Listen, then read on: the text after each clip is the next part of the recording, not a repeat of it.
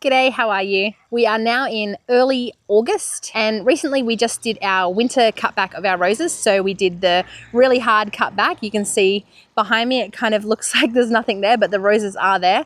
And now it's time to fertilize them.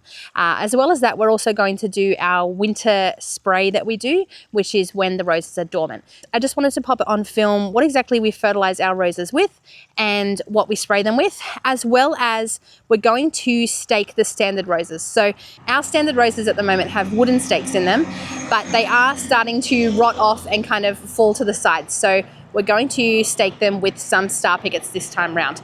That will be in the middle of the video, I think, but for now I'm just going to let you know what we fertilize with. So we like to use a product called Dynamic Lifter in our gardens. Basically it is pelletized composted chook manure, seaweed, blood and bone, and fish meal. So it's absolutely fantastic stuff. It is approved for use in organic gardening and production. And here's all the rates on the back here if you're interested. So what it looks like is just pellets. And it is very smelly, as you can imagine. So the reason why we like to use this organic soil conditioner and slow release fertilizer is because it helps with water retention, aerates the soil, helps with nutrient breakdown into the soil, which obviously the plants eat up. And then it also increases microbial activity in the soil as well. So what we always say to our customers and anyone that comes and has a chat with us about plants is what you want to do is you want to feed the soil, and then the soil will feed the plants. Now, with the Dynamic Lifter, John's just in the background feeding. He needs to fill his bucket up some more. I'll show you. So John started fertilizing already, and he's just using this scoop that we do use. We've measured it out to be about 180 grams per scoop. And our roses are quite established in the ground, so they do get one scoop each. Obviously, whatever you are fertilizing with, go by the bag's instructions. But using about 180 grams per rose, so that's just one of the scoops, has worked out really well for us. Now, with the Dynamic Lifter, we fertilize probably once every 8 weeks in the growing season. So we will fertilize now in early August, and because things aren't quite kicking along with the growth yet, we're still getting some cold nights, probably won't fertilize again with the Dynamic Lifter until late October. So it'll be next fertilized in 12 weeks, and then we'll go 8 weekly after that, all the way until mid-autumn. We do also use Dynamic Lifter on almost all of our other plants. And as you can see in the garden here, we've got daffodils coming up. They'll also get a feed of the Dynamic Lifter. And behind me is some bluebells as well, which I'll show you. So the bluebells are planted on this side of the rose garden. You can see there's Dynamic Lifter. And after we've done all the roses, we'll also scatter some around all the bulbs, as well as things like the hedge plants in front of the house, and then the hedge plants on the other side of the standard roses. They'll all get fed with Dynamic Lifter too. It's a fantastic product, and we have great success with our plants growing just on Dynamic Lifter.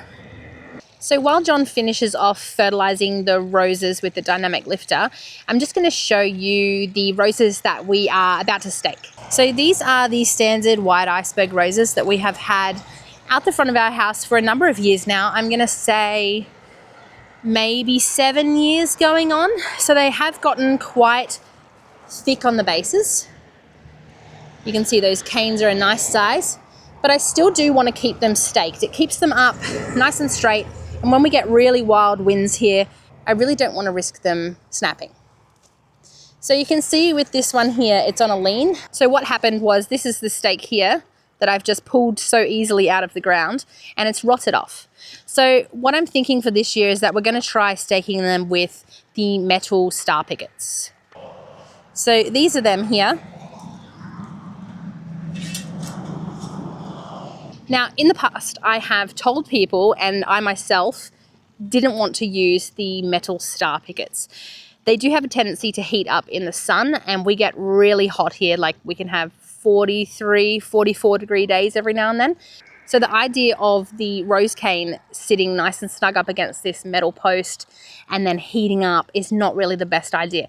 However, our roses are now quite established, so we're going to give it a go. If you're buying young standard roses, I would 100% still say go with the wooden sticks, wooden stakes. So John's just removing the old wooden ones from behind me, which we have replaced countless times. And we're really hoping to drive these in nice and straight. I do have I'll show you. I do have a post level. So hopefully we get them nice and straight.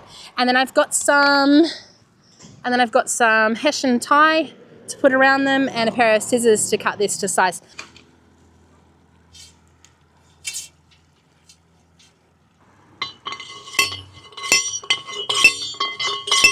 Check that it's level. Needs to come back this way more.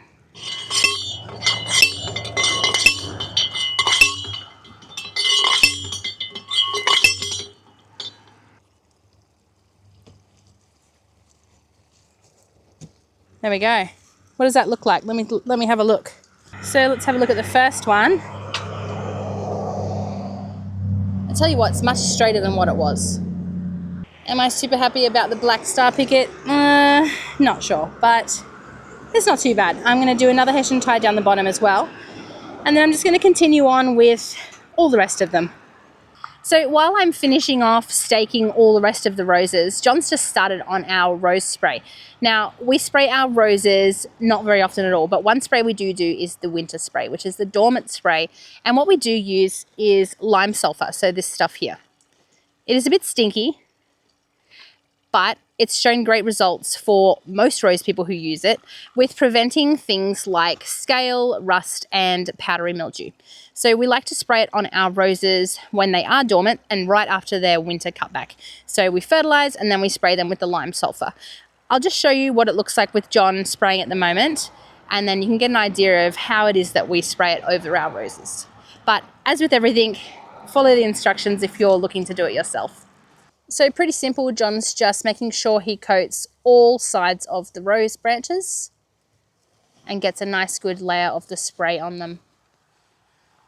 And with spraying, as always, spraying in the evening is best and when there is low wind, which this afternoon is a fantastic day for that. Not much wind today. We really try not to spray too much in general in our garden. This is probably one of the sprays that we do without fault, because it helps greatly with reducing things like the powdery mildew, scale and rust issues, which are quite common with roses. But after that, we don't really spray for much. I mean, our roses get things like black spot and we just ignore it. It's just a cosmetic annoyance to us. Not many of the new release roses kind of fall hard to the black spot. It just kind of looks a bit shabby and then they start growing nicely again and flower for you and all that. We just try not to use any of those hardcore sprays, especially during the growing season. And then, you know, roses get things like aphids, of course, but we don't spray aphids. So the thing with, you know, you talk about wanting all these birds and insects in the garden, but something needs to bring the birds and insects in, right? So the aphid brings them in. It really does. They come in and they eat the aphids. We don't have much trouble with aphids at all because of all of our birds that we have around the area. We have so many fairy wrens and finches, and it's beautiful. And another reason why we just don't like to spray too much at all. So I'm going to continue on with staking the roses now. It is getting quite late and I need to take the boys to judo soon because we're getting started on that, which is quite fun. And other than that, yeah, it's lime sulfur in the wintertime we spray with, and dynamic lifter is what we choose to fertilize our gardens with. And we're giving the metal star pickets a go this year, so I'll let you know how it goes. Other than that, I hope you enjoyed the video and I'll see you at the next one.